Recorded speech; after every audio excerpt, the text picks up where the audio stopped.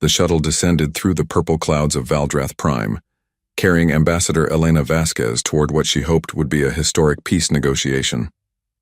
She sat quietly in her seat, reviewing her notes one last time. The data pad in her hands displayed the petition she would present to Emperor Kethris the Eternal. It was simple enough. Humanity wanted equal representation in the Galactic Assembly. Nothing more, nothing less. Her aide, a young man named Thomas Chen, sat across from her. He looked nervous, his fingers drumming against his knee. Elena understood why. The Valdrath Empire controlled 847 star systems. They had ruled the galaxy for 12,000 years. Humanity had only been traveling between stars for 200 years. In galactic terms, humans were children asking to sit at the adult table. "Do you think they'll listen?" Thomas asked quietly. Elena looked up from her datapad and smiled. It was a tired smile, the kind that came from years of difficult negotiations. "They have to listen, Thomas. That's what diplomacy is about. Even if they don't like what we say, they have to hear us out. That's the law." The shuttle broke through the clouds, and the capital city of Kelvrath spread out below them. It was magnificent in a cold, imposing way. Massive towers of black stone reached toward the sky like claws. Golden banners bearing the imperial symbol hung from every building. In the center of it all stood the Imperial Palace, a fortress as much as a residence. The shuttle landed in the diplomatic quarter. As Elena stepped out, she was immediately surrounded by Valdrath guards. They were tall creatures standing nearly 8 feet high with rough gray skin and eyes that glowed a dim red. They wore armor that looked ancient but well-maintained, ceremonial weapons at their sides. "Ambassador Vasquez," one of them said in heavily accented human standard. "You will come with us." Something in his tone made Elena pause. This wasn't the usual formal greeting. There was an edge to it, almost threatening. She glanced at Thomas, who had gone pale. "Of course," Elena said calmly. "Lead the way." They were taken not to the diplomatic reception hall, but to the throne room itself. This was unusual. Normally, there would be preliminary meetings with advisors, cultural exchanges, formal dinners. Going straight to the Emperor meant something had changed. The throne room was enormous. The ceiling disappeared into darkness high above. Columns lined both sides, each one carved with scenes of conquest and submission. At the far end, elevated on a platform of steps, sat Emperor Kethris the Eternal on his throne of dark metal and bone. Kethris was ancient even by Valdrath standards. He had ruled for 3,000 years. His skin was darker than the younger Valdrath, almost black and covered in ritual scars that denoted his victories. His eyes, however, still burned bright red with intelligence and cruelty. Hundreds of courtiers and officials lined the walls. Representatives from dozens of species stood watching. Elena recognized some of them. The insectoid creche, the floating lumina, the crystalline shard folk. All of them were subjects of the Empire. All of them looked at her with a mixture of curiosity and pity. Elena walked forward with her head held high. Thomas followed close behind. When they reached the base of the platform, Elena bowed slightly from the waist. It was a gesture of respect between equals, not the prostration that others performed before the Emperor. She saw Kethris's eyes narrow. "Ambassador Elena Vasquez of the Human Commonwealth," she said formally. "I come bearing a petition from my people to the Galactic Assembly, requesting equal representation in accordance with—" "Silence," Kethris said. His voice was deep and resonant, filling the entire chamber. "You will not speak unless given permission." Elena felt her jaw tighten, but she remained quiet. This was already going badly. Kethris stood slowly, his massive form unfolding from the throne. He walked down the steps toward her, each footfall echoing through the chamber. When he stood before her, he looked down with obvious contempt. "Humanity," he said, speaking now to the assembled courtiers rather than to Elena. "A species that has barely left its cradle world, that knows nothing of the true powers of the galaxy, comes before us with demands, not requests. Demands. They wish to be treated as equals to empires that have existed since before their ancestors learned to make fire." There was laughter from some of the Valdrath courtiers. Elena noticed that the representatives from subject species did not laugh. They watched in silence. "Your Majesty," Elena said carefully, "we do not demand. We petition.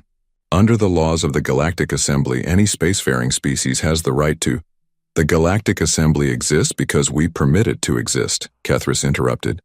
It serves at our pleasure. You humans have forgotten your place. You have grown arrogant. You come to our homeworld, stand before our throne and speak as though you are our peers. Elena's heart was beating faster now, but she kept her voice steady. We are peers. Every sentient species is equal under galactic law. That is the principle on which the Assembly was founded. Founded by us, Kethris said. 12,000 years ago, when humanity was still living in caves and worshipping the sun. Do not lecture us on principles we created. Thomas touched Elena's arm gently, a warning. She knew she should back down, apologize, try to salvage the situation. But she had spent 30 years as a diplomat. She had negotiated with warlords and corporate dictators, with pirate kings and religious extremists. She had never backed down from the truth. With respect, Your Majesty, she said, the age of an empire does not determine its right to rule over others. Longevity is not the same as legitimacy. The throne room went absolutely silent. Kethris stared at her for a long moment. Then he began to laugh. It was not a pleasant sound. You dare, he said softly. You actually dare to question our legitimacy. He turned to his guards. Seize them both, Thomas cried out in protest as guards grabbed his arms. Elena didn't resist as they took hold of her. Her mind was racing, trying to understand what was happening. This was a violation of every diplomatic protocol, every law of the Assembly. Your Majesty, we have diplomatic immunity, she said loudly. You cannot, we can do anything we wish, Kethris said. You are charged with espionage against the Empire. You will be tried, convicted, and executed. Let this be a lesson to all who would question our authority. Elena felt a cold shock run through her. This was insane. There was no evidence of espionage because there had been no espionage. This was pure theater, a show trial to intimidate humanity and any other species that might be thinking of challenging Valdrath dominance. This is murder, she said clearly. You are murdering a diplomat under diplomatic protection. The galaxy will watch and learn, Kethris interrupted. That is precisely the point. The trial, if it could be called that, lasted 3 days. Elena was kept in a small cell with no windows. Thomas was in a separate cell somewhere. She didn't know if he was alive or dead. Guards brought her food and water but did not speak to her. On the first day, she was brought before a panel of Valdrath judges. They presented evidence that was obviously fabricated, communication logs she had never sent, meetings with resistance members she had never met, plans for sabotage she had never written. Elena refuted each piece of evidence calmly and methodically, but it didn't matter. The judges weren't listening. On the second day, she was forced to sit in a chamber while they broadcast her crimes across the Empire. Every planet under Valdrath control would see this. Every species would watch. That was the point. Not justice, but intimidation. On the third day, they brought her back to the throne room. This time, it was packed with people. Every space was filled with courtiers, officials, and representatives from subject species. Cameras captured everything, broadcasting to billions across the Empire. Elena was forced to kneel. She refused at first, and the guards struck her behind the knees until they buckled. Even then, she kept her back straight, her head high. Kethris stood before his throne and pronounced the sentence. Elena Vasquez, you have been found guilty of espionage, sedition, and crimes against the Empire. The sentence is death, to be carried out immediately in the Imperial Plaza. Let all who watch know the price of defiance. They dragged her out of the palace and into the plaza. It was a vast open space paved with black stone. In the center stood an execution platform. Thousands of Valdrath citizens had gathered to watch. More cameras captured every angle. Elena was forced to climb the steps to the platform. Her hands were bound behind her back. An executioner stood waiting, holding a traditional Valdrath blade. It was ceremonial, ancient, meant to send a message about the old ways and the permanence of imperial power. She looked out at the crowd. She saw fear in many faces. Some of the subject species representatives were crying. She saw one Kresh ambassador trying to get closer, shouting something she couldn't hear. The guards held him back. A Valdrath official stepped forward to read the formal execution decree. Elena didn't listen. Instead, she focused on one of the cameras, knowing that this was being broadcast across the galaxy, knowing that humanity would be watching. When the official finished, there was a moment of silence. Elena was supposed to be given the chance to speak final words. It was tradition. She took a breath and spoke clearly, her voice carrying across the plaza. "My name is Elena Vasquez. I am a human diplomat, and I came here in peace. I broke no laws. I committed no crimes. I asked only for equality and justice." She paused. "Emperor Kethris, you believe you are sending a message with my death. You are, but not the message you think." Kethris, watching from a balcony above, leaned forward. "You are showing the galaxy that the Valdrath Empire is afraid," Elena continued.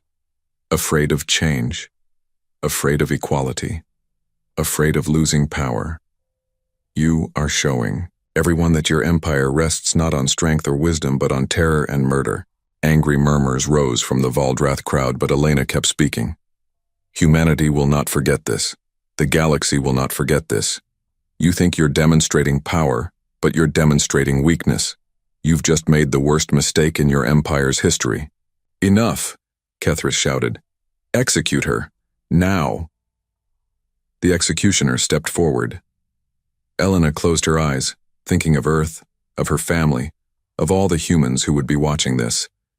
She hoped they would be smart. She hoped they would be patient. She hoped they would remember that revenge and justice were not the same thing. The blade fell. Light years away, in the command center of the Human Defense Fleet, Admiral James Chen watched the broadcast. He was a solid man in his 60s, with gray hair and eyes that had seen too much war already. Around him, his officers stood in shocked silence. The broadcast ended. For a long moment, no one moved. Then Chen's communications officer spoke, her voice shaking. "Admiral, we're receiving emergency transmissions from Earth. The Council is convening. They're asking for your immediate recommendation." Chen didn't respond right away. He kept staring at the screen where Elena's face had been moments before. He had known her. They had served together early in their careers, back when humanity was still figuring out how to navigate galactic politics. She had been brilliant, compassionate, and utterly dedicated to peace. And they had murdered her. "Sir?" the communications officer said again. Chen turned to look at his senior staff. He saw anger in their faces, and grief, and a desire for immediate retaliation. He understood it. He felt it too. But Elena had been right in her final words. This required thought, not just rage. "Contact Earth," he said quietly. "Tell the Council I'll be there within 6 hours, and tell them to start preparing for a long war. Not the kind fought with ships and guns, the kind that ends empires." As he left the command center, one of his officers called after him. "What are we going to do, sir?" Chen stopped and looked back.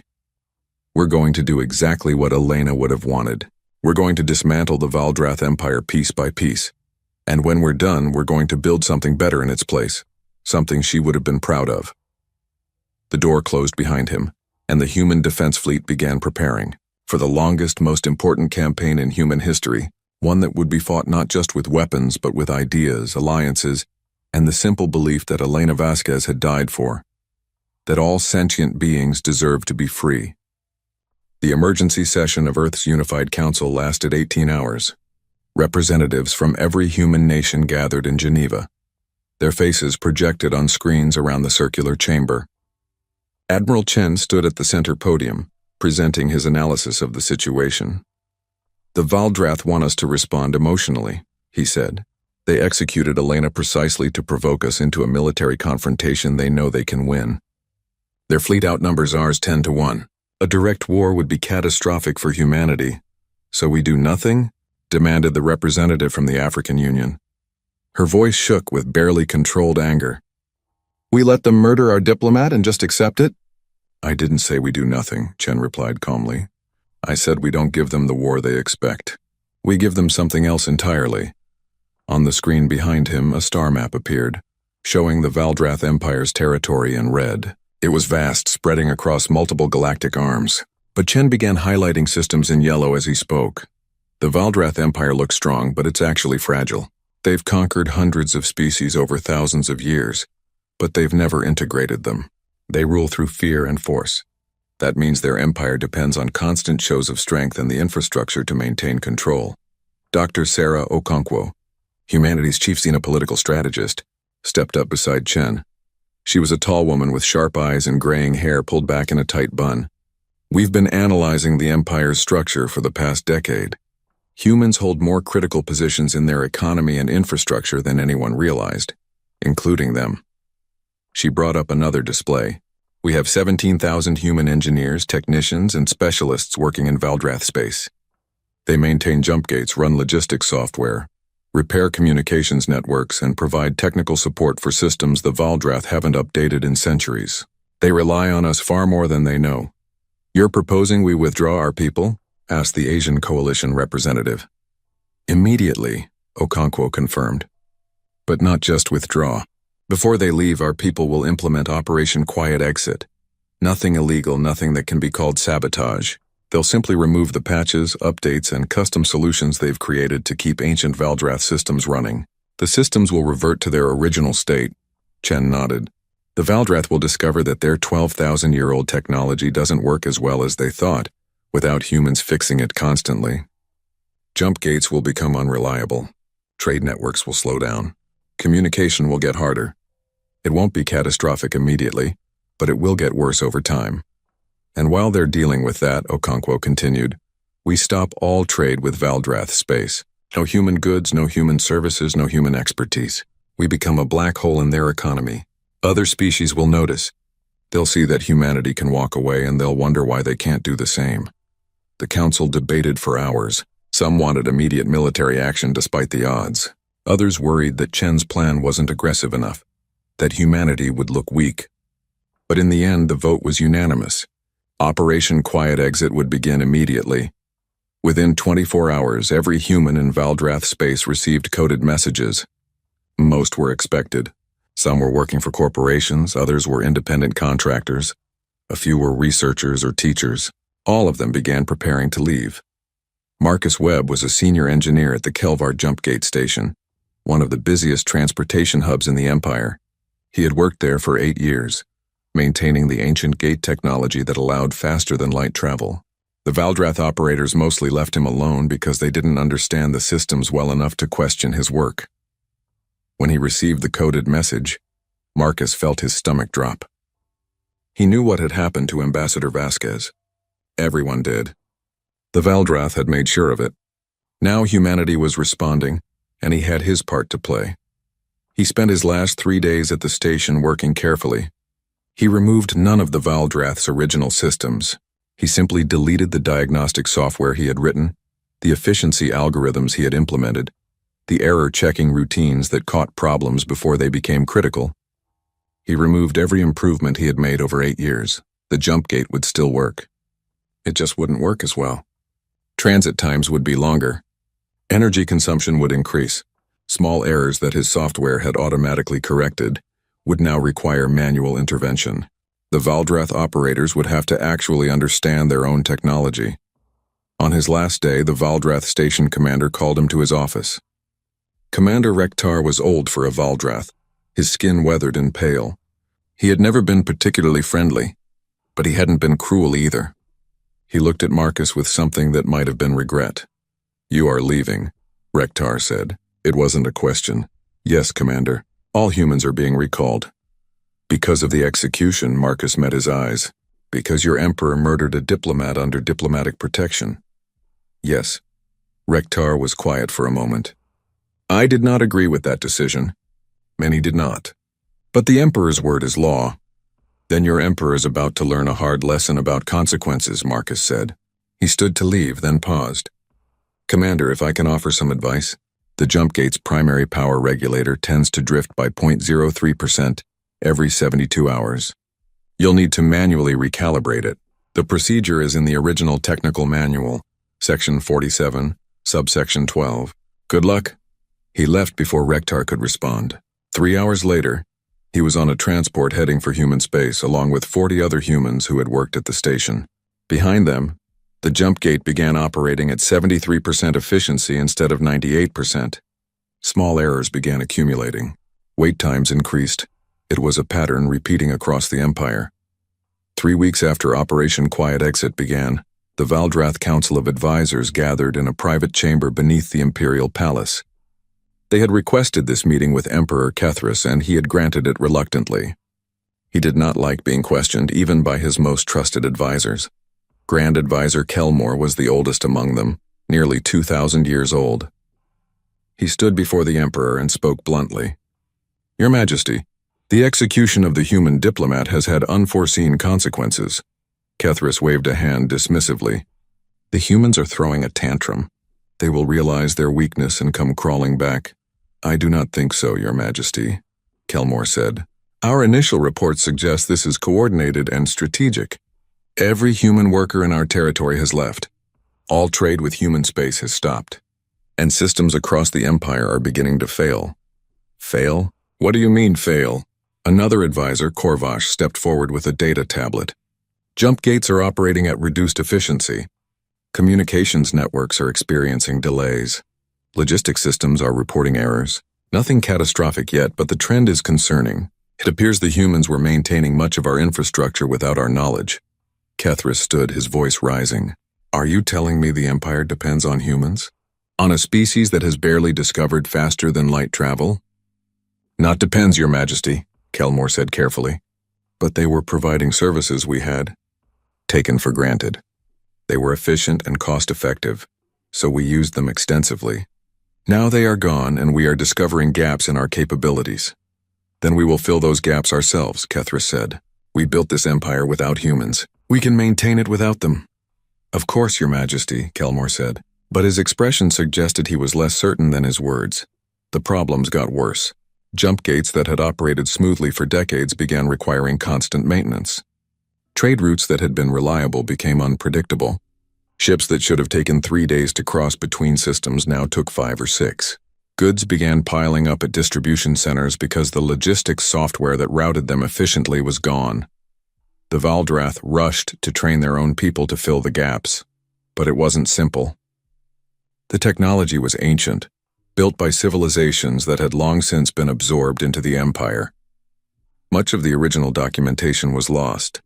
The Valdrath had been maintaining systems for thousands of years through tradition and repetition, not understanding. The humans had been the ones who actually understood how things worked. Meanwhile, other species in the Empire began to notice. If the humans could leave, why couldn't they? Whispers of rebellion began spreading through the subject worlds. On the mining planet of Kreshvar, the insectoid Kresh workers stopped sending their full quotas of ore to Valdrath refineries. They claimed equipment failures, but intelligence reports suggested it was deliberate slowdown. When Valdrath overseers threatened punishment, the Kresh pointed out that the human technicians who used to maintain their equipment were gone. Things would be slow until the Valdrath sent replacements. On the water world of Lumina Tel, the floating Lumina people who produced rare medical compounds began demanding better terms for their trade. They had always been peaceful, never confrontational, but now they had seen humans defy the Empire and walk away alive. It made them braver. Even on Valdrath worlds there was unrest. Not all Valdrath supported the Empire's brutal methods. Younger generations especially had worked alongside humans and other species. They had friends and colleagues among the subject peoples. Elena Vasquez's execution and the Emperor's arrogance had shocked many of them. Admiral Chen watched the reports coming in from across Valdrath space, and he allowed himself a small smile. It was working. The Empire was not crumbling, not yet, but it was weakening. The question was how long before Kethris realized he had made a terrible mistake. Back on Earth, Chen met with his senior officers in a secure conference room. Captain Marcus Rivera, commander of the Human Special Forces, spread holographic displays across the table showing military installations, trade routes, and political centers throughout the Empire. "We're moving to the next phase," Chen said. "The Valdrath are destabilized, but they're not defeated. Now we need to offer something better than what they have." "The Solaris Convention," said Commander Lisa Zhao, Chen's strategic operations officer. "We've sent invitations to representatives from every species in Valdrath space. Not just subject species, but independent systems too. Anyone who wants an alternative to Valdrath dominance." "How many responses?" Chen asked.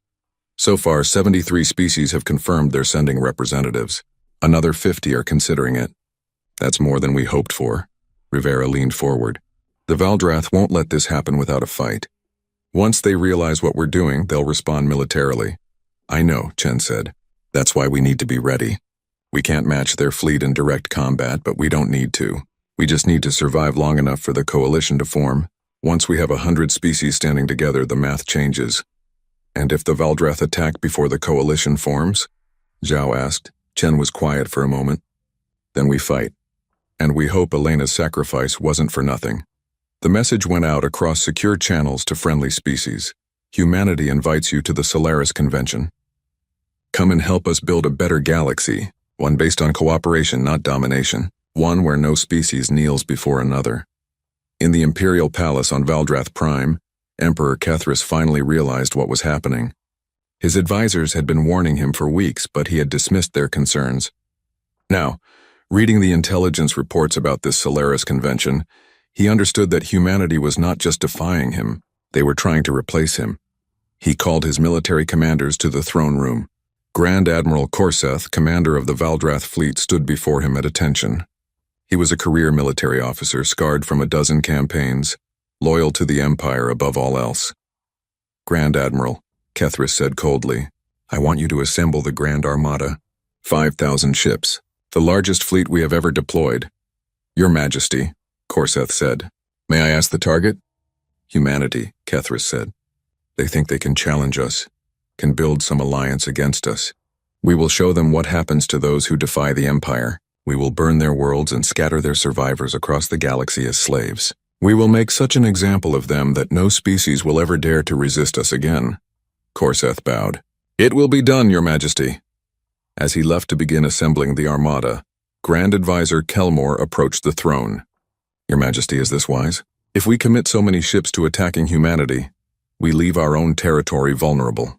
The unrest among the subject species will end when they see what we do to the humans, Kethris interrupted.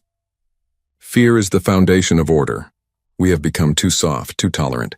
It is time to remind the galaxy why we have ruled for 12,000 years. Kelmore bowed and said nothing more, but his ancient eyes were troubled. He had served 7 emperors in his long life. He had seen empires rise and fall, had watched as pride and arrogance destroyed dynasties that seemed unshakable. He wondered if he was watching it happen again. The Grand Armada began to gather in orbit around Valdrath Prime. 5,000 ships, from massive dreadnoughts to fast attack cruisers. It was a terrifying display of power. Enough firepower to sterilize 100 worlds. Crews were called up from reserves. Supplies were loaded. Battle plans were drawn. And across the galaxy, on the human station Solaris Reach, representatives from 73 species gathered for a convention that would change everything. They came from water worlds and desert planets, from high-gravity forge worlds and zero-gravity habitats. They were insectoid and reptilian, crystalline and gaseous, humanoid and utterly alien. But they came together with a single shared hope, that there might be a galaxy where they didn't have to be afraid anymore. Admiral Chen stood on the observation deck of Solaris Reach, watching ships arrive from across known space. Beside him, Dr. Okonkwo reviewed the schedule for the convention. This is going to work, she said quietly. I know it is. Chen didn't respond immediately. He was thinking about Elena, about her last words on that execution platform. She had known she was going to die, but she had used her final moments to plant a seed of doubt in the Empire's subjects, to show them that defiance was possible. It has to work, he said finally, because if it doesn't, everything she died for means nothing. On the horizon of space, more ships appeared. The coalition was forming, and somewhere in the darkness, the Grand Armada of the Valdrath Empire was coming to destroy it all. The main assembly hall of Solaris Reach had been designed to accommodate the physical needs of dozens of different species. The atmospheric controls could create separate environmental zones. The gravity plates could adjust for different body types. Translation systems worked in real time, converting hundreds of languages simultaneously. It was a marvel of inclusive engineering, and it had been built in less than 3 months by human and allied workers desperate to make this convention succeed. Dr. Sarah Okonkwo stood at the central podium, looking out at the assembled representatives. Some sat in traditional chairs, others floated in specialized fields. Still others existed as energy patterns within containment vessels. It was the most diverse gathering in galactic history, and the weight of that history pressed down on her shoulders.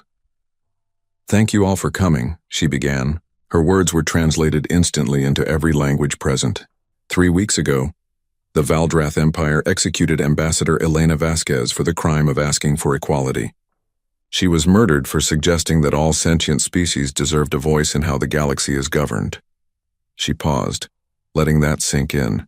"We have gathered here not to seek revenge, but to build something better. The Valdrath Empire has ruled through fear for 12,000 years.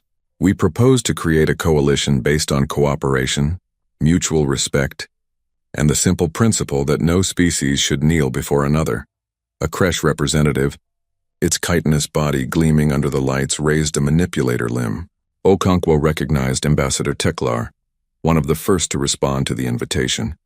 "The Valdrath will never allow this. They will come with their fleets and destroy us all."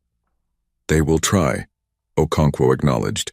"That is why this coalition must be more than just words. We need mutual defense agreements, shared military protocols, combined fleets. We must stand together, or we will fall separately." A Lumina representative, its luminous form pulsing with color, spoke in tones that the translator rendered as concern. "Humanity has been in space for only 2 centuries. The Valdrath have conquered civilizations older than your entire recorded history. Why should we believe you can lead us against them?" It was a fair question. Admiral Chen stood and walked to join Okonkwo at the podium. "We don't ask to lead you," he said. "We ask to stand with you. Humanity's advantage is not our age or our technology. It's our perspective. We're new enough to the galaxy that we haven't forgotten what it's like to be the underdog. We haven't forgotten how to adapt, how to innovate, how to find solutions that others have given up on." He brought up a holographic display showing military formations. "The Valdrath fight the way they've fought for thousands of years. Large ships, overwhelming firepower, straightforward tactics. They win through superior numbers and the fear they inspire. But we've studied their methods and we've found weaknesses." Captain Marcus Rivera, standing near the back, added his perspective. "I've trained with special forces from a dozen species. Each of you has unique capabilities, unique approaches to warfare. The Valdrath have never faced a truly coordinated multi-species defense. They've always fought enemies separately, conquered them individually. We propose something they've never encountered: combined arms tactics with species that complement each other's strengths." For 6 days, the representatives debated and negotiated. It was messy and complicated. Species that had ancient grudges against each other had to find common ground. Cultures with completely different values had to agree on basic principles. There were moments when it seemed like the whole thing would collapse. But slowly, a framework emerged. It was called the Free Systems Coalition Charter, and its core principles were simple. Every species had equal representation. Decisions required consensus, not domination. Military resources would be pooled, but controlled by a rotating joint command. No species would be required to act against its own interests. And most importantly, any species could leave the coalition at any time. It was the opposite of everything the Valdrath Empire represented. On the 7th day, 73 species signed the charter. More were expected to join in the coming weeks. The Free Systems Coalition officially existed. Admiral Chen knew they had maybe 2 weeks before the Valdrath responded.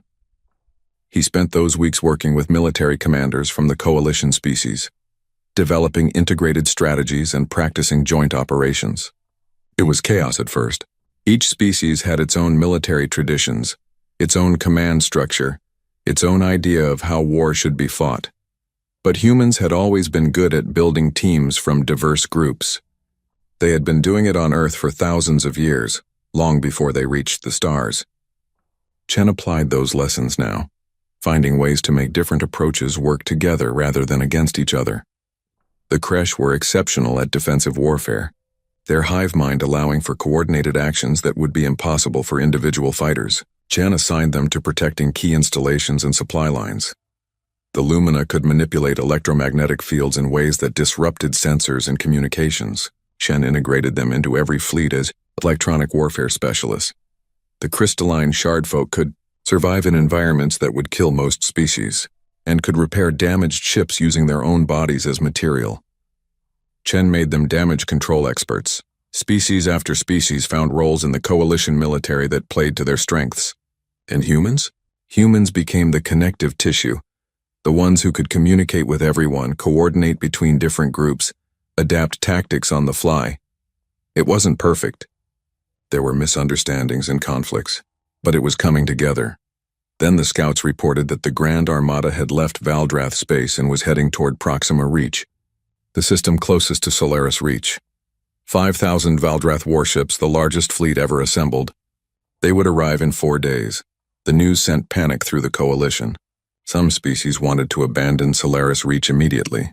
Others argued for scattering, making the coalition less of a target. Only a few believed they could actually fight. Chen called an emergency meeting of the coalition military command. Representatives from 30 species crowded into the war room, their projections and holograms filling the space. "We have 4 days," Chen said without preamble. "The Valdrath are bringing everything they have.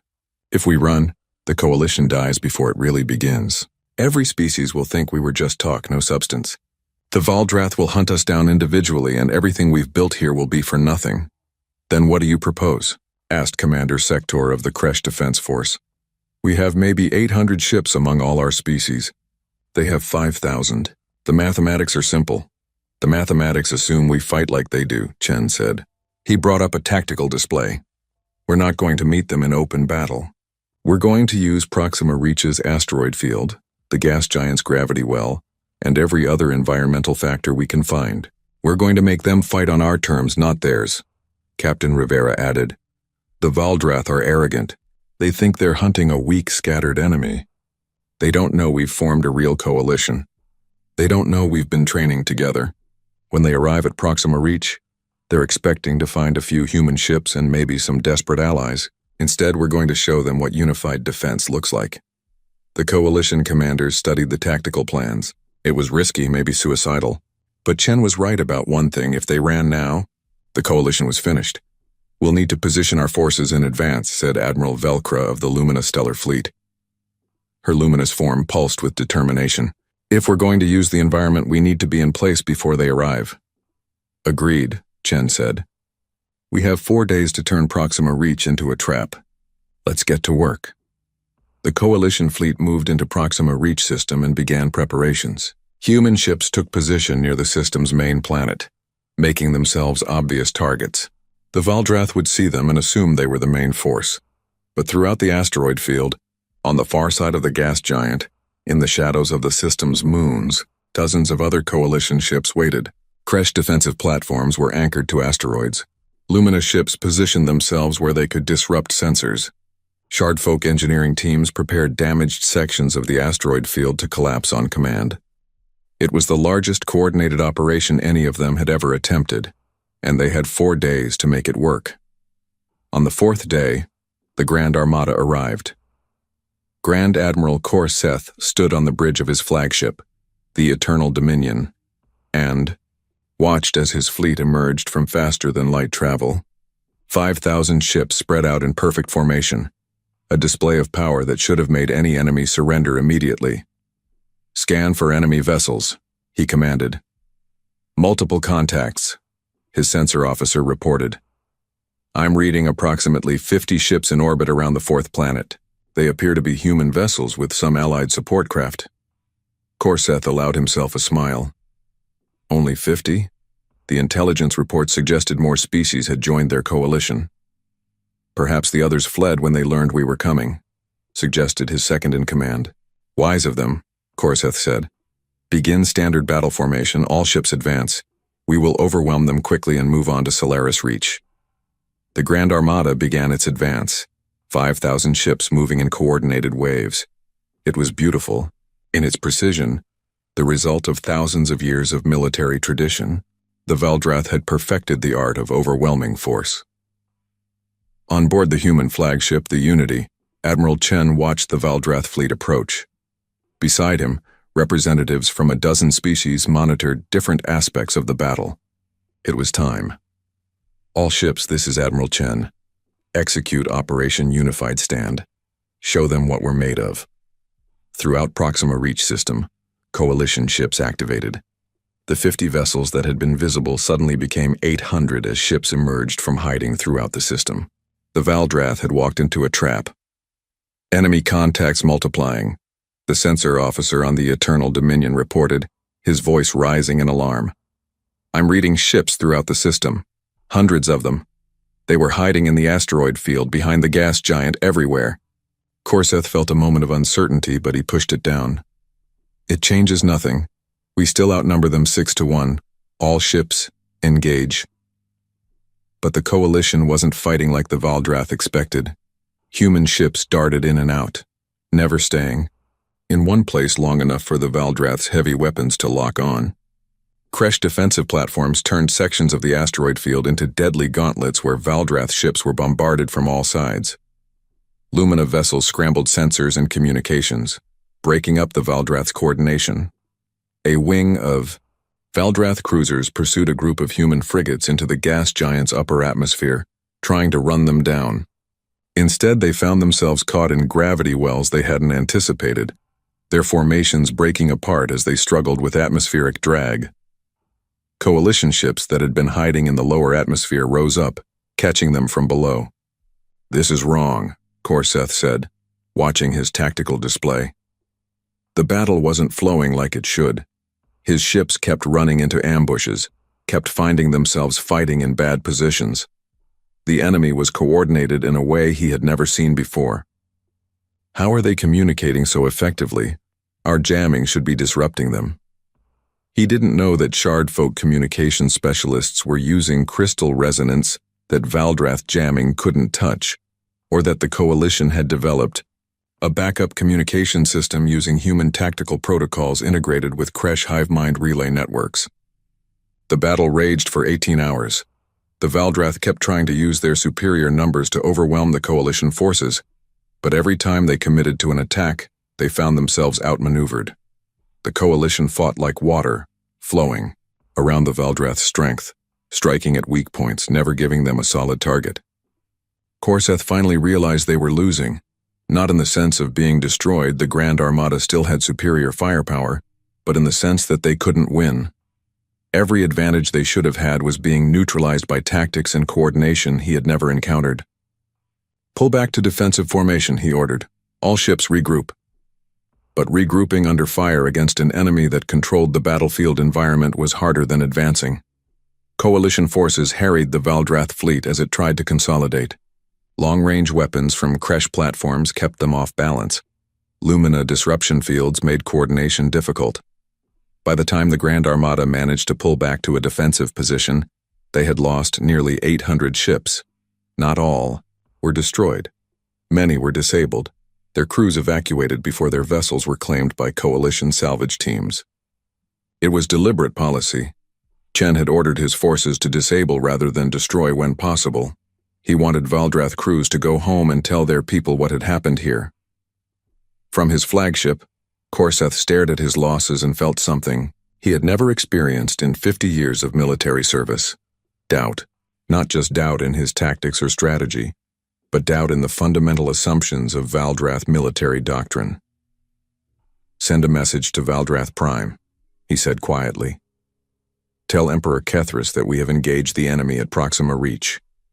Tell him that humanity has formed a real coalition, not just an alliance of convenience. Tell him that we need to reconsider our strategy." As the message was sent, Chen received reports from across the coalition fleet. They had taken losses too, about 150 ships destroyed or disabled, but they had held. They had faced the Grand Armada and not only survived but forced it to retreat. More importantly, they had proved that the coalition was real, that different species could fight together effectively, that the Valdrath could be resisted. "Send a message to all coalition members," Chen said.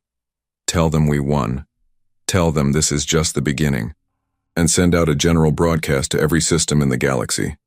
Let them know that the Free Systems Coalition stands, and anyone who wants to join us is welcome." Within days, dozens more species sent representatives to Solaris Reach. The coalition had proven itself in battle, and that changed everything. Species that had been afraid to resist the Valdrath now saw a viable alternative.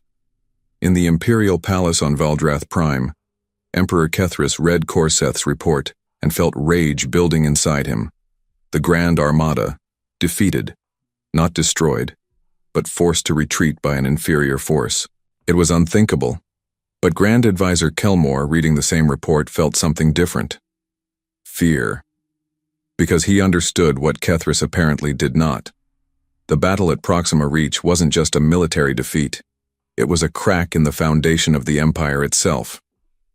If the Valdrath could be beaten, if species could stand together against them, then 12,000 years of dominance was coming to an end. The defeat at Proxima Reach sent shockwaves through the Valdrath Empire. Within 2 weeks, 3 major sectors declared independence. The governors of these regions had been watching carefully, waiting to see if the coalition was real or just another failed rebellion.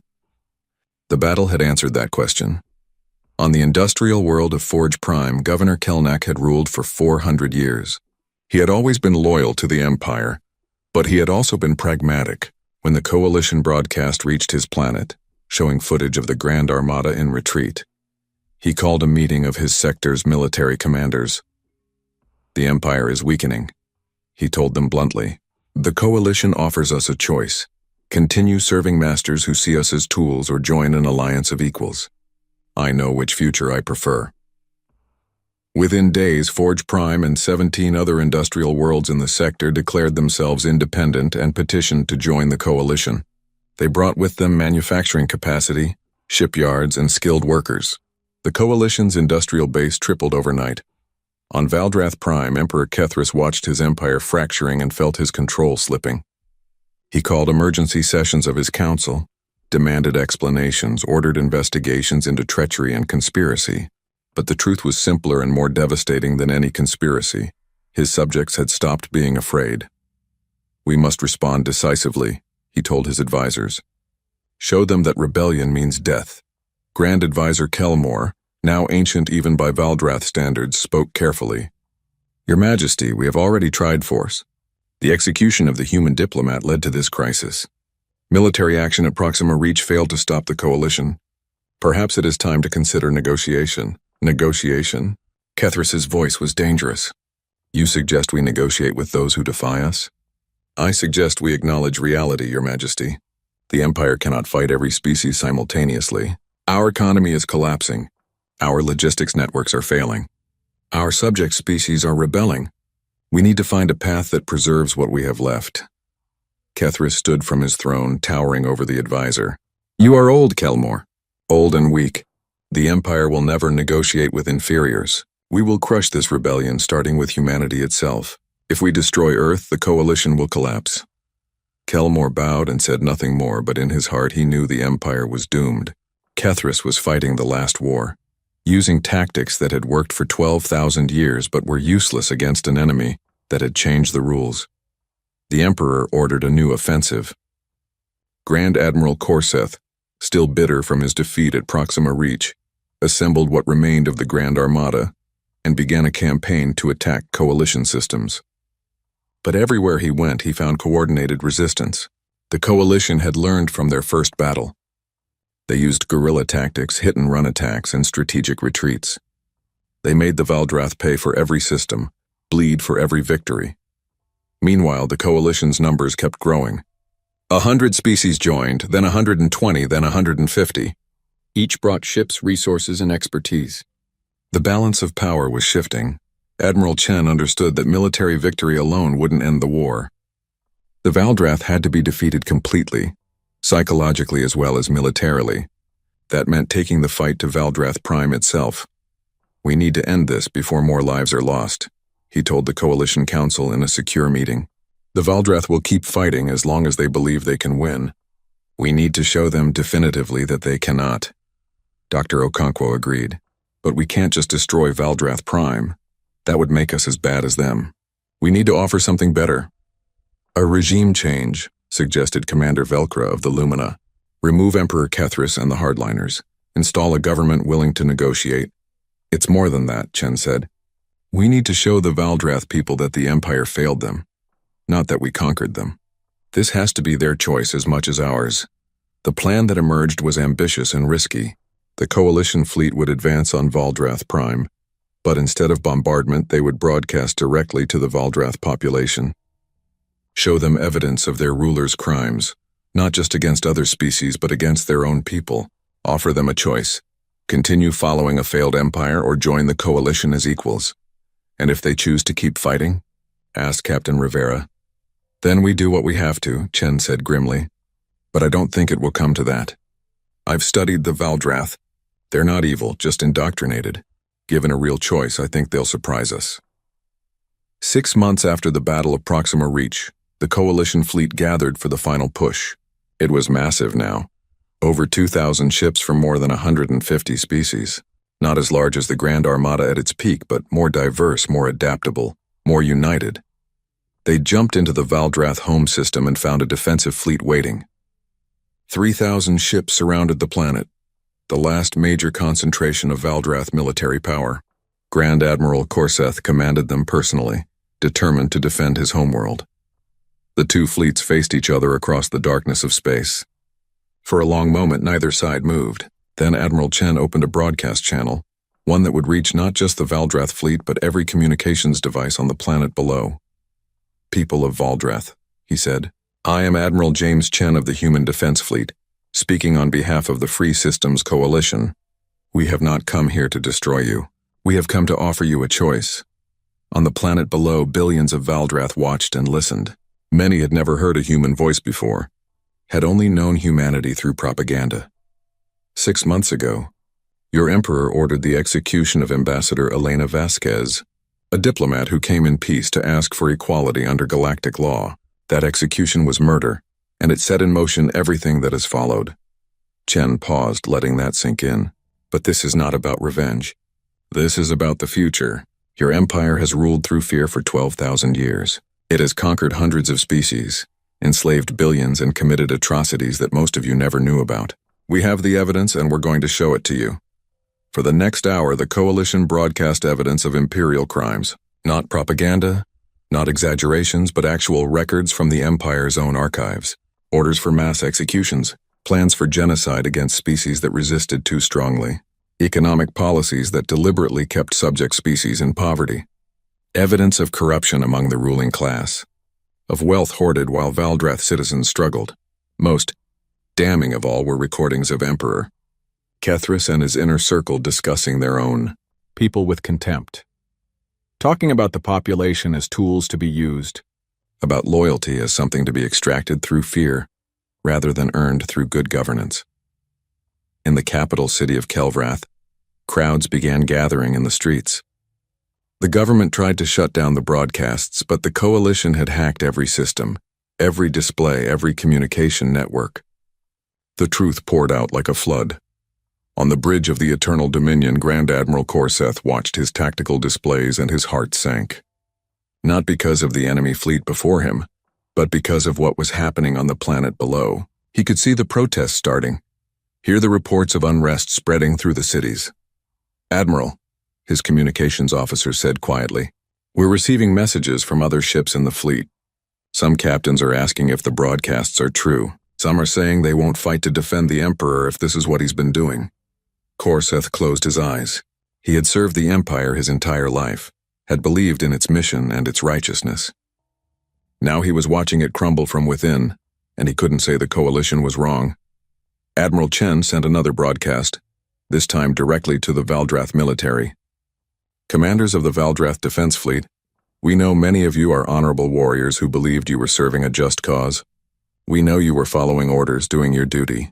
We respect that. But now you know the truth about who you were serving. Chen's voice was steady, calm, not triumphant. We offer you this. Stand down. Let us land peacefully on Valdrath Prime and help us build something better. Not a human empire replacing a Valdrath one, but a true coalition where Valdrath has a voice equal to any other species, where your people can prosper through cooperation instead of conquest, where your children won't have to die defending a tyrant's throne. In the Imperial Palace, Emperor Kethris watched the broadcast with growing fury. Lies, he shouted to anyone who would listen. All lies meant to break our spirit. We are Valdrath. We have ruled for 12,000 years. We will not bow to these upstart humans. But Grand Advisor Kelmore looked at the Emperor and saw a desperate, frightened old being clinging to power that was already gone. Your Majesty, he said quietly, it is over. We have lost. Never! Kethris drew a ceremonial blade from his throne. I will die before I surrender to them. You all will die before. The doors to the throne room burst open. Not enemies, but Valdrath Imperial Guards, the Emperor's own protectors. Their commander, Captain Velthas, walked forward with his weapon drawn but not aimed. Your Majesty, Velthas said, we have served you loyally for decades, but we will not die for a lie. We will not let our people suffer for your pride. You are under arrest. Kithra stared in disbelief. You dare? You swore an oath. To protect the Valdrath people, Velthas said. Not to enable a tyrant. Your reign is over. In orbit, Grand Admiral Korseth received word that the Emperor had been arrested by his own guards. He looked at his fleet, at the coalition forces arrayed against them, and made the hardest decision of his life. He opened a channel to Admiral Chen. Admiral, this is Grand Admiral Korseth of the Valdrath Defense Fleet. We are standing down. The Emperor is in custody. We request terms for peaceful transition of authority. Chen felt relief flood through him. This was what he had hoped for. What Elena would have wanted. Grand Admiral, thank you for your wisdom. Coalition forces will land on Valdrath Prime peacefully. We propose a joint security force to maintain order during the transition. Will you work with us on this? There was a pause. Then, yes, Admiral. We will. Captain Marcus Rivera led the team that secured the Imperial Palace. They moved quickly but carefully, not wanting to provoke any resistance. When they reached the throne room, they found Emperor Kethris in chains held by his own guards. The Emperor looked at Rivera with hate-filled eyes. You humans think you've won. You think you can rule where we failed. You'll destroy yourselves within a generation. Rivera walked up to the throne and looked at the ancient Valdrath ruler. We're not here to rule, Your Majesty. We're here to make sure no one rules like you did. That's the difference. Kethris was taken into custody to be held for trial by a coalition tribunal. The charges would include murder, crimes against sapient species, genocide, and corruption. The trial would be fair, with Valdrath judges among those presiding. Justice, not revenge. In the streets of Kelvrath, the reactions were mixed. Some Valdrath protested the coalition presence, seeing it as occupation. Others welcomed it, tired of the Empire's endless wars and oppression. Many were simply confused, unsure what this new future would look like. Admiral Chen landed on Valdrath Prime 3 days after the Emperor's arrest. He came not in a military shuttle, but in a diplomatic transport, accompanied by Dr. Okonkwo and representatives from a dozen species. They were met at the landing pad by Grand Advisor Kelmore, who despite his great age had agreed to serve as interim leader until proper elections could be organized. Admiral Chen, Kelmore said, bowing slightly, welcome to Valdrath Prime. Though I suspect you would have preferred different circumstances for your first visit. I would have preferred to visit as Ambassador Vasquez's colleague, not as her avenger, Chen said. But we work with the reality we have, not the one we wish for. They walked together through the palace, past ancient halls that had witnessed 12,000 years of imperial rule. Kelmore spoke quietly as they walked. I have served this empire my entire life, Admiral. Nearly 2,000 years. I believed we were bringing order to the galaxy, civilization to barbaric species. But I see now that we became the barbarians. We let power corrupt us until we couldn't tell the difference between strength and tyranny. The important thing is that you see it now, Chen said, and that we can build something better together. They reached the throne room where Emperor Kethris had ordered Elena's execution broadcast to the galaxy. Now it was filled with representatives from the coalition and from Valdrath society. Military officers, civilian leaders, cultural representatives all gathered to discuss the future. Dr. Okonkwo stood before them and outlined the plan. The Galactic Commonwealth will replace both the Valdrath Empire and the Free Systems Coalition. It will have a rotating council with representatives from every member species. No permanent emperor, no dominant power. Decisions will require consensus. Any species can leave at any time, though we hope none will want to. And what of us? Asked a Valdrath senator. What of the Valdrath people? Will we be punished for our empire's crimes? The guilty will be punished, Chen said firmly. Those who gave criminal orders, who committed atrocities, who abused their power. They will face justice, but the Valdrath people as a whole will not be held responsible for their leaders' crimes. You will be full members of the Commonwealth with all the rights and responsibilities that entails. Why? Asked another Valdrath. We executed your diplomat. We tried to destroy you. Why show us mercy? Chen thought of Elena. of her final words on the execution platform. Because judging an entire species by its worst leaders is the same mistake the Empire made. Because the cycle of revenge and hatred has to end somewhere. And because we believe the Valdrath people, given a real choice, will choose to build rather than conquer. There was silence in the throne room. Then slowly the Valdrath representatives began to nod. Not all of them, not even most. But enough. It was a start. The throne itself was dismantled that day, its metal and bone materials catalogued as historical artifacts. In its place would stand a memorial to all the victims of imperial tyranny, including Elena Vasquez. The throne room would become a museum, a reminder of what happens when one species decides it has the right to rule all others. Outside, coalition ships began landing across Valdrath Prime, not as conquerors but as partners. Human engineers worked alongside Valdrath technicians to repair infrastructure. Crash medics treated injured civilians regardless of species. Lumina educators began teaching coalition principles in schools. It wasn't perfect. There were incidents, protests, moments of violence. 12,000 years of imperial conditioning didn't disappear overnight. But slowly, grudgingly, change began to happen. And in a quiet ceremony attended by representatives from every coalition species, a statue of Elena Vasquez was unveiled in what had been the Imperial Plaza. The inscription read, "She died so that billions might live free." Admiral Chen stood before the statue and felt tears on his face. "We did it, Elena," he whispered. "Not the way you would have wanted, but we did it. The Empire is gone, and we're building something you would have been proud of." The First Galactic Commonwealth Assembly convened 1 year after the fall of Emperor Kethris. The location was symbolic. Not on Valdrath Prime, not on Earth, but on Solaris Reach, the station where the coalition had first formed. It had been expanded significantly, now large enough to house representatives from 203 species, all the major worlds that had joined the Commonwealth. The assembly chamber was a masterpiece of inclusive design. Environmental controls maintained hundreds of different atmospheric conditions simultaneously. Gravity plates adjusted for species that ranged from tiny insectoid beings to massive rock-based entities. Translation systems worked in real time across languages that used sound, light, chemical signals, and quantum entanglement for communication. At the center of the chamber stood not a throne but a circular platform. The symbolism was deliberate. No one species elevated above others, everyone facing inward as equals. Admiral James Chen, now retired from military service and serving as humanity's first Commonwealth representative, stood on that platform to deliver the opening address. 1 year ago, he began, the Valdrath Empire executed Ambassador Elena Vasquez for asking for equality. Today we gather as equals in her memory, not to celebrate the Empire's fall, but to celebrate what we've built from its ashes. He looked around the chamber at the assembled representatives. Valdrath sat beside humans, Kresh beside Lumina, former enemies now partners. The Commonwealth's founding principle is simple. No species shall kneel before another. Not in servitude, not in fear, not in conquered submission. We will disagree, we will debate, we will sometimes frustrate each other immensely, but we will do it as equals. The Assembly's first order of business was establishing the Rotating Council.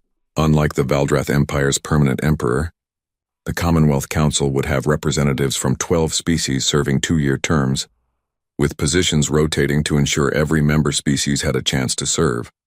The selection process was contentious. Many species wanted humanity to take a permanent seat, arguing that humans had led the rebellion and deserved special status. Chen argued passionately against it. "If we take permanent power, we become what we fought against," he said. The Empire lasted 12,000 years because it concentrated power in one species. We cannot repeat that mistake. Humanity will serve our term on the Council, then step aside like everyone else. Dr. Sarah Okonkwo, now the Commonwealth's first Secretary of Interspecies Cooperation, supported Chen's position. The test of whether we truly believe in equality is whether we're willing to give up power voluntarily. That's something the Valdrath never understood. The Assembly voted, and the Rotating Council was established. Humanity was given one of the 12 seats for the first term, along with the Valdrath, Kresh, Lumina, and 8 other major species. Already, people were calling it the most representative government in galactic history. But the Commonwealth faced enormous challenges. The most immediate was what to do with the Valdrath themselves. Emperor Kethris sat in a secure facility awaiting trial, but he was just one individual. Millions of Valdrath had served the Empire in various capacities. How many were guilty? How many deserved punishment? The Commonwealth established a Truth and Reconciliation Commission, modeled after historical examples from Earth and other worlds. The principle was simple. Those who came forward, admitted their crimes, and showed genuine remorse would receive reduced sentences or amnesty. Those who denied responsibility or showed no remorse would face full prosecution. Grand Admiral Korseth was among the first to appear before the commission. He stood in a simple hearing room, not a courtroom, facing a panel of judges from 6 different species including 2 Valdrath. "I am responsible for military operations that resulted in the deaths of thousands," he said clearly. "I followed orders from the Emperor. But I understand now that following orders is not an excuse. I believed I was serving a righteous cause. I was wrong." The lead judge, an elderly Kresh named Takvor, studied him carefully. "Do you feel remorse for your actions, Grand Admiral?" "Every day," Korseth said quietly. "I see the faces of those who died because of my commands. I will see them until the day I die. I cannot undo what I did, but I can try to help build a better future." After 3 days of testimony, the commission sentenced Korseth to 5 years of community service, working with the Commonwealth military to train a new generation in tactics and strategy. He accepted without complaint. Emperor Kethris, on the other hand, showed no remorse. His trial lasted 3 months and was broadcast across the Commonwealth. The evidence against him was overwhelming: direct orders for genocide, execution of innocents, systematic oppression, corruption, and countless other crimes. Captain Marcus Rivera, who had captured the Emperor, was called to testify. He described finding Kethris in the throne room, defiant and unrepentant. "He told me we would destroy ourselves within a generation," Rivera said, "that we couldn't rule where he had failed. But he didn't understand. We're not trying to rule. We're trying to let every species rule themselves." The tribunal found Kethris guilty on all charges. The sentence was life imprisonment, to be served in a facility on a neutral world, with regular visits from representatives of victim species. Not execution, because the Commonwealth had abolished capital punishment in its charter. Even someone like Kethris deserved basic rights. When the sentence was read, Kethris laughed bitterly. "You think this makes you better than us? You think mercy is strength? I give you 50 years before your precious Commonwealth tears itself apart." The lead judge, a human named Justice Maria Santos, looked at him calmly. "Perhaps it will. No government lasts forever, but if it does fall, it will be because we failed ourselves, not because we conquered others. That's the difference between us and you." While the legal proceedings continued, the real work of building the Commonwealth was happening across the galaxy. The challenges were immense. The Valdrath Empire's economy had been based on exploitation and tribute.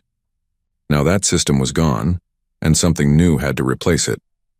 Dr. Okonkwo led the effort to create a Commonwealth trade network based on fair exchange rather than coercion. Species that had been forced to provide resources for free could now negotiate prices. Worlds that had been kept technologically backward were given access to advanced equipment and training.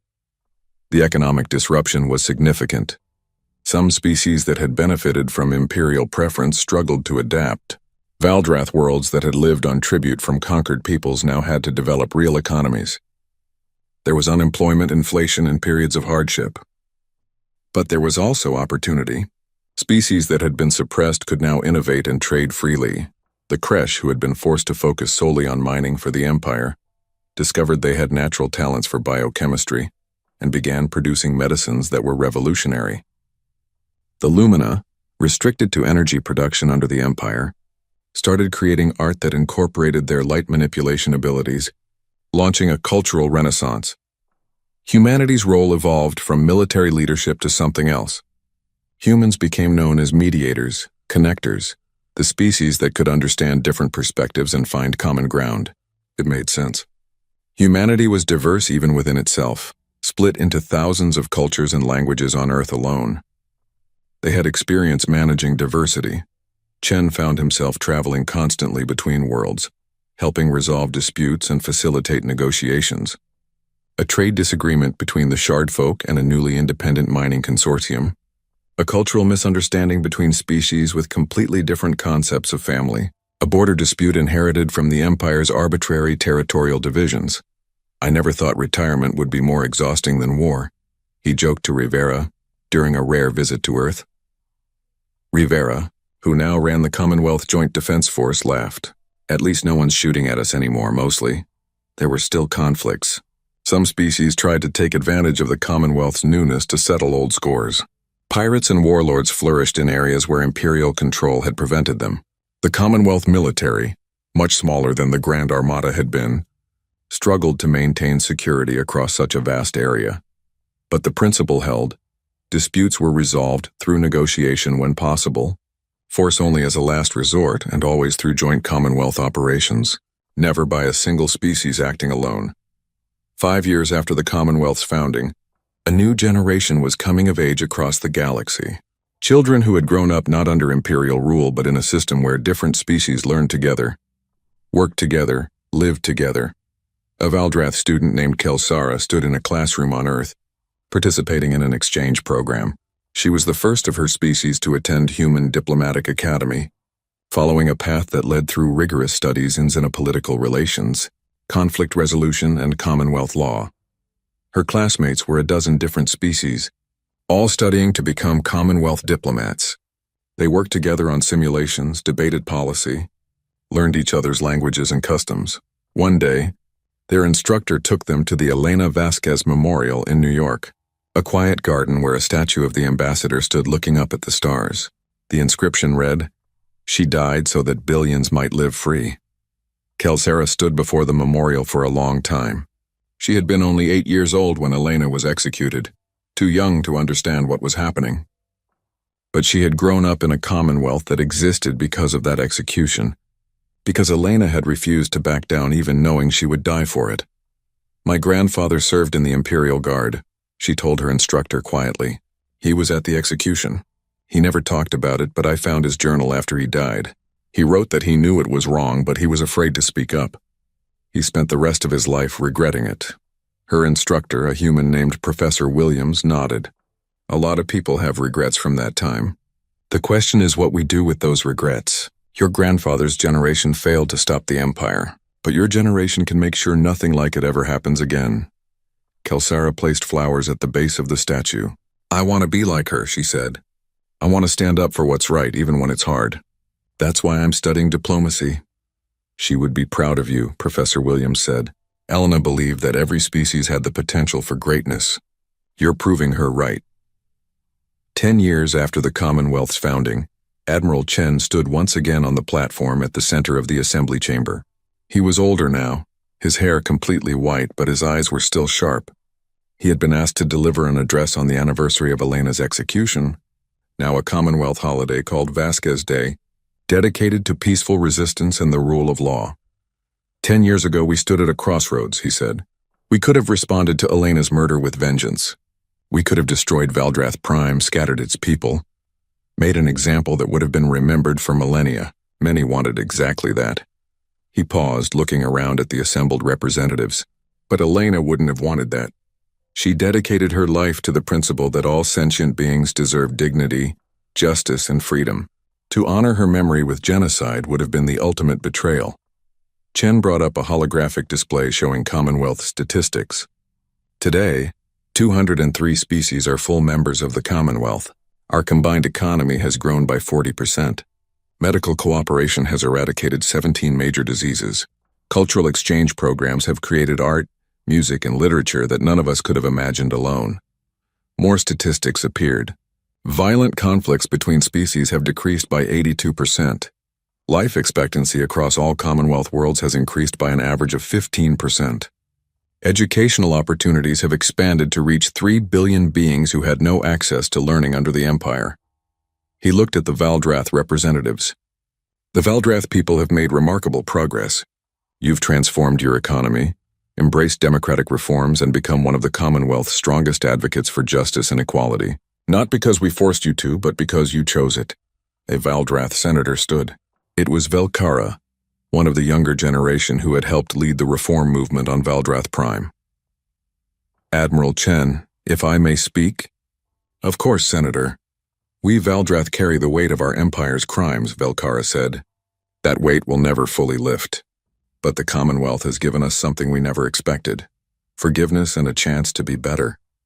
My generation grows up learning about the Empire's failures, yes, but also about how we can avoid repeating them. We are taught that strength comes not from domination but from cooperation. She looked at Chen. Humanity didn't just defeat us. You showed us a better way to exist in the galaxy. For that we are grateful.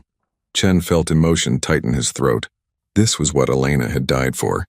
Not just the end of the Empire, but the transformation of its people. Dr. Okonkwo stood to present her report on the Commonwealth's development initiatives. She was 70 now, but still sharp as ever. We've learned important lessons over the past decade, she said.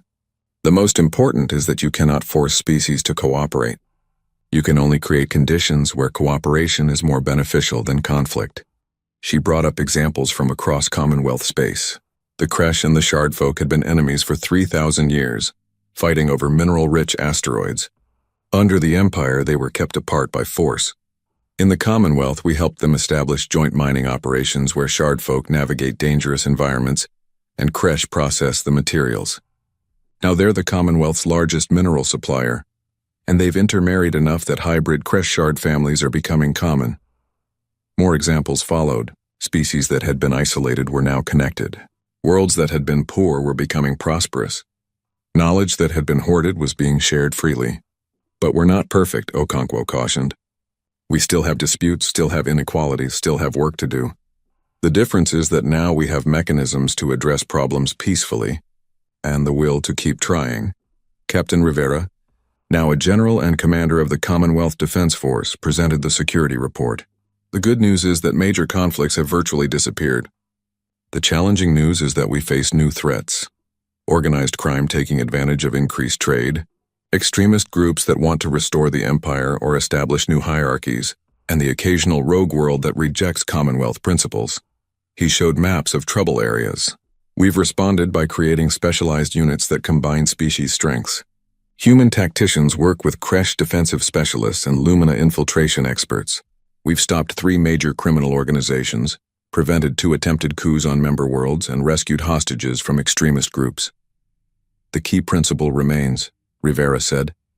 We use force only when all other options are exhausted, and we use the minimum force necessary. We're not conquerors, we're peacekeepers.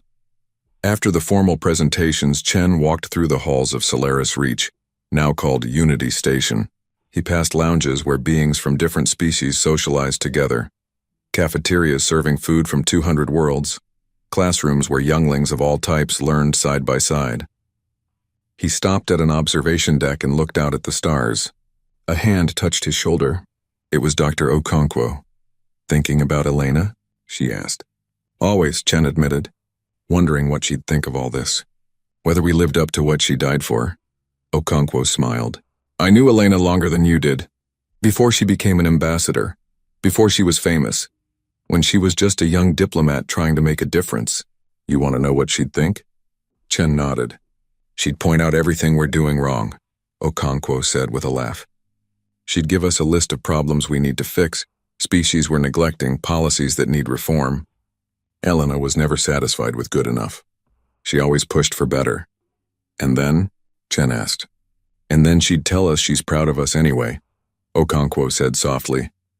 Because we're trying. Because we're not giving up. Because we're building something that, despite all its flaws, is still better than what came before. They stood together in silence, watching ships arrive and depart, carrying beings from across the galaxy. 20 years after the fall of the Valdrath Empire, the Commonwealth had grown to include nearly 300 species. Some were major civilizations with hundreds of worlds. Others were single-planet cultures just reaching for the stars. All were equal members.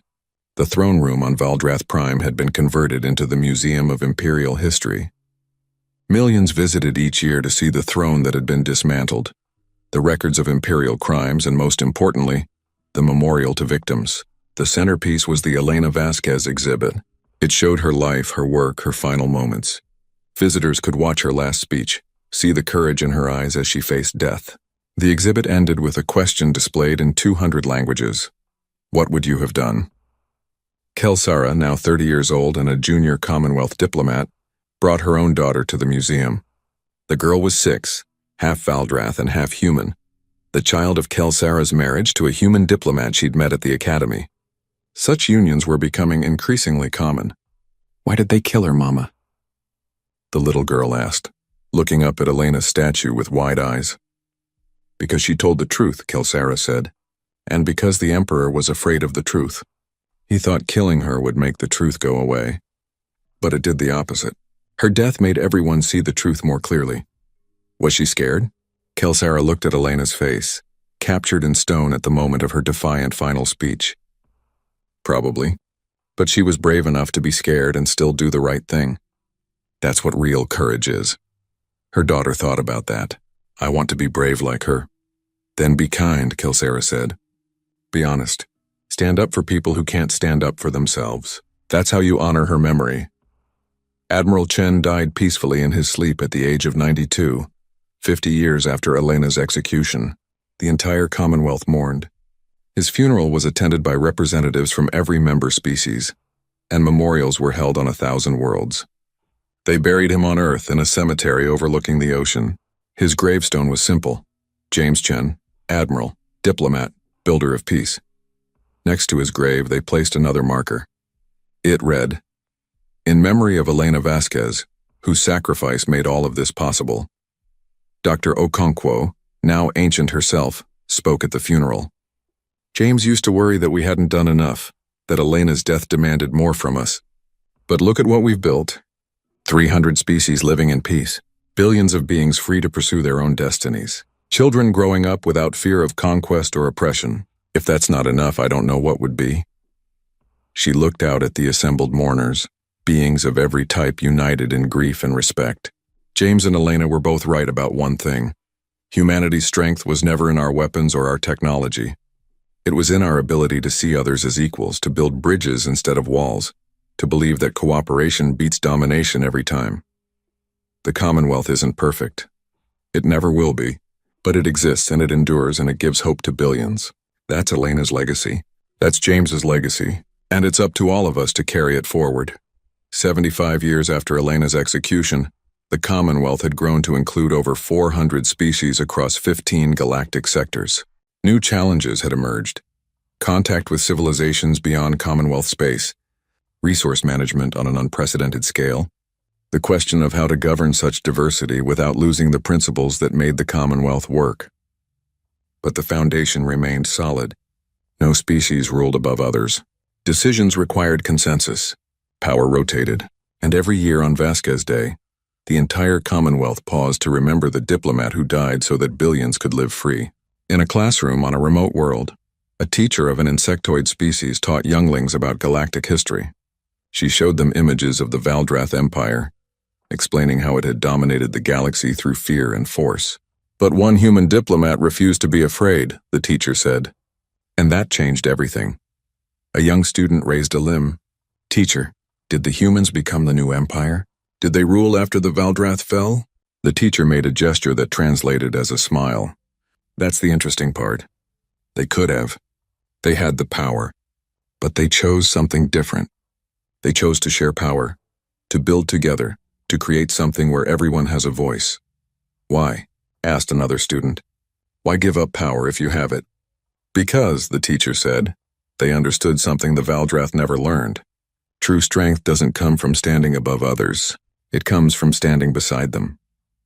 The students thought about that as they looked at the images of Elena Vasquez, of Admiral Chen, of Dr. Okonkwo, and of the countless beings who had built the Commonwealth together.